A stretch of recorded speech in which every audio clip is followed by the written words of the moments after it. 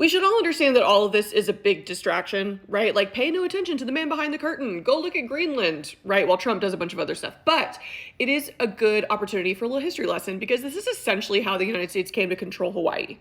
The story is much more complicated and even depressing than this is going to be, but essentially, mid to late 1800s, there had been two nations, both kind of eyeing and competing for quiet influence in the independent kingdom of Hawaii, the United States and Japan, which, if that's not foreshadowing, then I don't know what is. The United States was really eager to start to get more permanent bases throughout the Pacific. We were starting to understand the importance of sea power and the Navy and like how important control of the Pacific was going to be for the 20th century. Again, hello, World War II. So what the US had been doing over the last few decades was very strongly encouraging wealthy Americans to go buy up land in Hawaii to, create plantations. The Dole family, for example. That part diverges from what's happening in Greenland very importantly, right? Like, there is not a US American expat population in Greenland that's very influential like there was in the independent kingdom of Hawaii.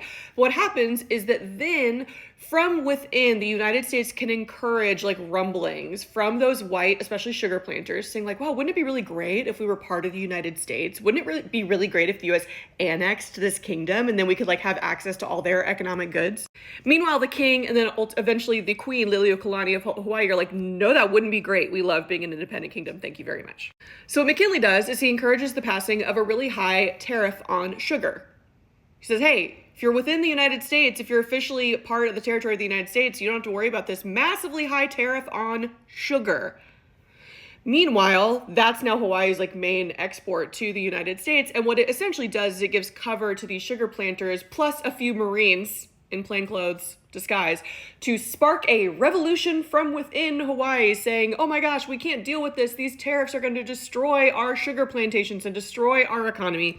They spark a, quote, revolution, really sponsored by the United States. They overthrow first the king, force him to sign a constitution saying like, yeah, we want to be annexed by the United States. Anyway, there's a much longer part of the story where Queen Liliuokalani fights for the rest of her life for the restoration of her full powers and never gets it. But the short story of this is that is how we gained and annexed the territory of Hawaii. We passed a really high tariff, and then that sparked this desire from within Hawaii amongst white U.S. settlers to then join, right, the U.S. economic sphere so that they wouldn't have to pay that high tariff. It was blackmail, right?